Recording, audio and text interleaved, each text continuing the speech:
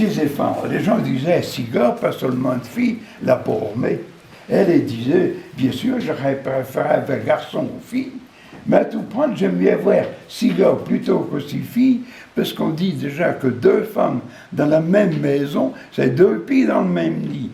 Alors, six filles plus la mère, ça aurait été un pied pauvre. Oui, on était 2 ans, à part le petit dernier. Oui, parce que les parents espéraient toujours premier un gars, bon. Deuxième, ils espéraient une fille, un gars, je ne décourage pas. Troisième, encore un gars, je ne décourage pas. Quatrième, encore un gars, cinquième, encore un gars, là. Le cinquième, il s'est élevé, tellement sage, tellement gentil. Ils ont dit, mais on peut encore recommencer à essayer un coup. Même que c'est un gars, c'est là aussi gentil que le cinquième. Alors, on a mis ça. Encore un gars, au bout de 5 ans. Là, c'est là quand il arrivait, tout petit qu'il était, tellement infernal, ça se arbutait, comme on dit, on remontait les outils au dernier.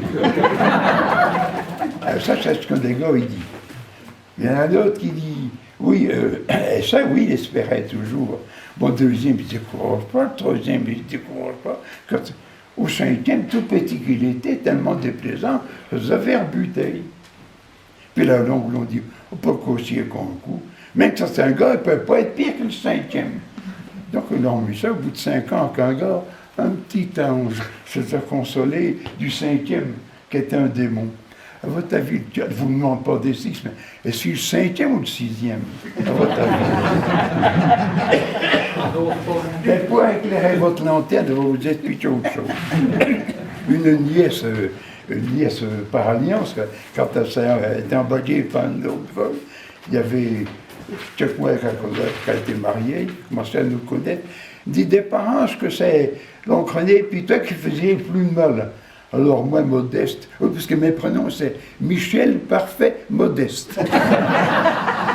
Alors Modeste, il dit, bah oui, ben René, il a 2 ans de plus que moi. Alors maintenant, à l'époque, on avait déjà plus de 50 ans, 2 ans d'écart, ça ne paraît pas, mais quand on est gamin, qu'il y en a qui a 8 ans, l'autre 10 ans, 2 ans, ça paraît. Puis en plus de ça, il avait déjà une forte personnalité, il m'entraînait.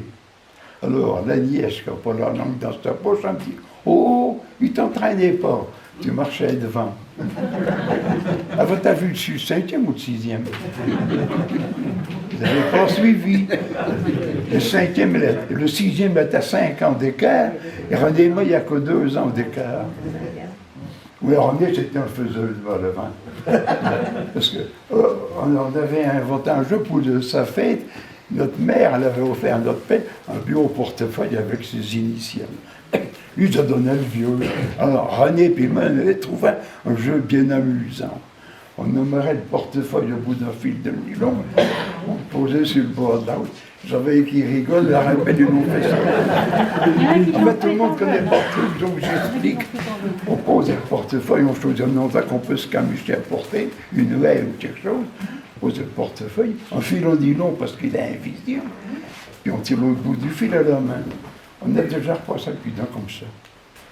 Quand il s'est fait ça, non, je ne dis pas que c'était tous de malhonnêtes. Quand il veillait le portefeuille, il s'était emprunté à le ramasser. Donc, certainement que la plupart avaient bien l'intention de l'ordonner à son propriétaire, de le déposer à la mairie. Mais il n'avait pas cette peine-là. Quand il se baissait, il nous disait, là, doucement, le portefeuille, il est à nous.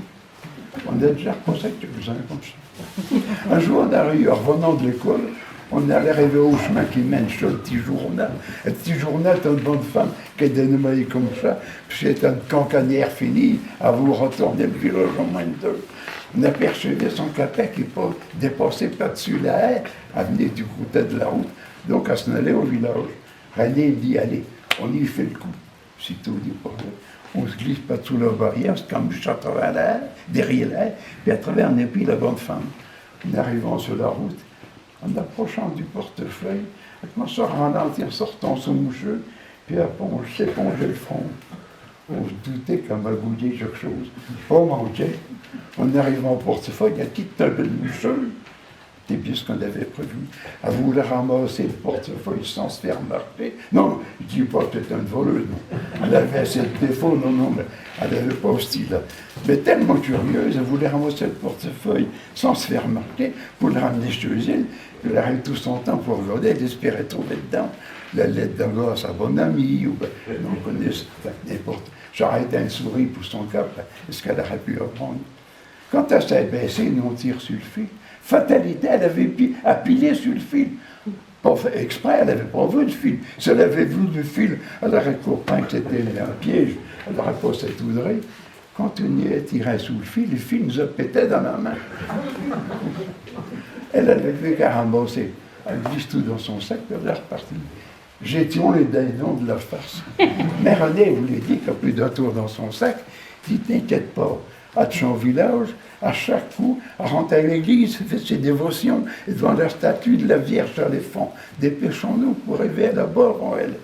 Nous voilà partis au galop Padre la haie, on arrive au village avant elle, on rentre à l'église, on va se camucher dans le confessionnal, qui est juste en face de la statue de la Vierge à l'éléphant, avec à côté la herche pour diguer les cierges, et puis le tronc pour mettre les sous.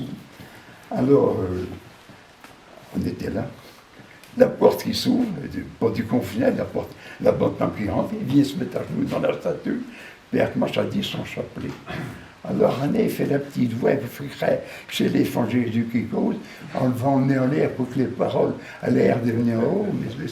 Puis fais attention de ne pas parler qu'au chouette, parce que l'enfant Jésus ne parlait pas qu'au chouette. T'es pas sûr. Dépose au pied de ma mère le portefeuille que tu viens de ramasser sur la route. La bonne femme, c'était moqueille, elle lève le nez. Puis pas content, t'as dit au Bézo, « Hey, pas quelque chose, le Bézo, et je parle à ta mère. »